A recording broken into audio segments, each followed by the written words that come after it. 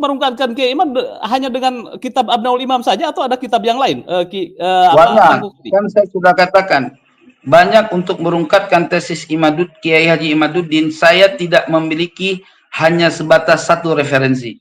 Saya menghadirkan 102 sumber referensi di dalam mensahihkan nasab Ba'alwi.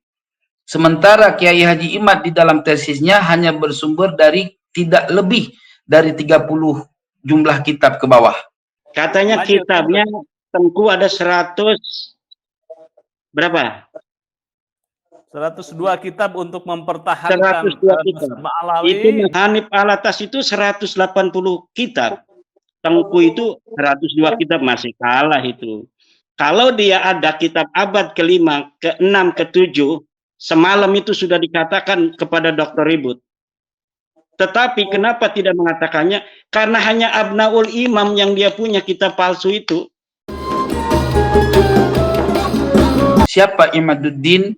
Apakah dia imam ahli nasab yang berani memaudukan atau memalsukan sebuah naskah tanpa mampu memberikan bukti yang akurat? Oleh sebab itu, di dalam antitesis saya mempertanyakan kepada Imaduddin, mampukah Kiai Haji Imaduddin untuk menghadirkan manuskrip asli tanpa tahqiq terhadap kitab Abnaul Imam? Tadi malam bahwa ada 102 kitab untuk merungkatkan tesisnya Kiai Imad. Ini bagaimana Kiai Imad? Dan juga Kiai Imad harus mempertanggungjawabkan mana ini manuskrip aslinya ini. Manuskrip aslinya Abnaul Imam itu Kiai Imad harus menghadirkan itu. Lah nggak bisa dan saya menghadirkan. Dia yang mencetak dari ruang hampa, dia yang harus menghadirkan. Kita ini membaca orang yang hidup di tahun 2021 kan, itu Yusuf Jamulail itu hidupnya 2021, meninggal baru dia itu. Kemudian mengaku menemukan kitab namanya Abnaul Imam dari ruang hampa tanpa menghadirkan manuskripnya. Kemudian diasosiasikan ulama yang ada di abad ke-5 yang namanya Yahya Abul Muammar Toba 478 Hijriah yang harus memberikan bukti bahwa dia mencetak itu berdasarkan sebuah manuskrip itu dia, bukan saya. Mana itu Yusuf Jamulail? Kalau udah meninggal, kan dia udah meninggal, diberitakan di internet. Mungkin ada anaknya, mungkin ada muridnya. Kan Jamulail di Indonesia juga ada. Silakan itu Jamulail yang ada di Indonesia. Bel itu keluarga Yusuf Jamulail yang ada di Riyadh. Mana manuskrip Abnaul Imam? Kita serahkan, kita tunjukkan kepada Kiai Imam. Kita akan lihat bersama-sama itu manuskripnya. Saya yakin tidak ada manuskripnya, kecuali malam ini dia dengarkan saya ngomong ini, mulai ditulis itu. Kan ada kitabnya tuh sekarang cetakannya. Ditulis versi tulisan tangannya, kemudian dikucak-kucak pakai kopi, seperti beberapa kejadian yang telah terjadi dengan kitab-kitab yang dicetak juga oleh Balawi seperti itu. Al-Jauhar Safaf itu yang dikatakan karya Al-Khatib 850 Hijriah itu baru ditulis manuskripnya 40 tahun yang lalu. Kemudian diasosiasikan punya Al-Khatib yang ada di 850 Hijriah meninggal. Ini juga sama. Tetapi kalau Abnaul Imam ini mereka belum punya versi tulis tangannya mereka itu. Nggak sempat kali, nggak ada yang seperti 20 tahun lalu ada yang suka nulis. Katanya kitabnya Tengku ada 100 berapa? 102 kitab untuk mempertahankan 102 kitab. Ba'alawi itu dan kalah. Siap 7 hari 7 malam diskusi dengan Hanif Alatas yang ada 180 kitab. Hanif Alatas itu 180 kitab. Tengku itu 102 kitab, masih kalah itu.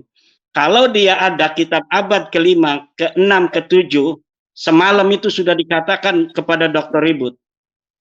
Tetapi kenapa tidak mengatakannya? Karena hanya Abnaul Imam yang dia punya kitab palsu itu.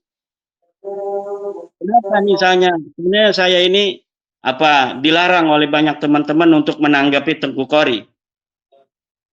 Tetapi saya kira kalau tidak ditanggapi itu nanti masyarakat awam itu akan mengira apa yang dinarasikan Tengku itu betul gitu.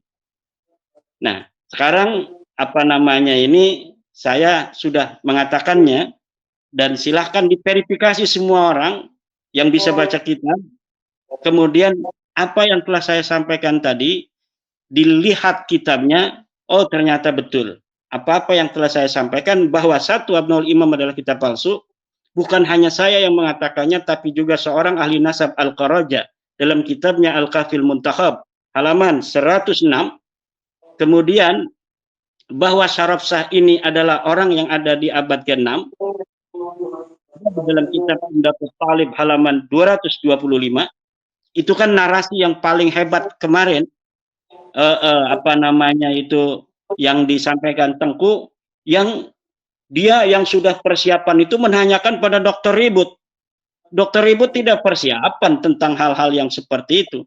Walaupun seorang dokter yang cerdas, Dr. Ribut, tapi kalau memang tidak pernah membaca hal itu, ya coba mana kamu, nggak bisa. Nah, itu tidak menunjukkan bahwa Dr. Ribut itu kemarin itu kalah atau Dr. Ribut itu tidak mengerti, tetapi memang cara berdebat itu, maka kata saya, dalam masalah apa namanya itu nasab, kita bukan mencari siapa yang menang dalam berdebat, tetapi siapa yang dalilnya kuat.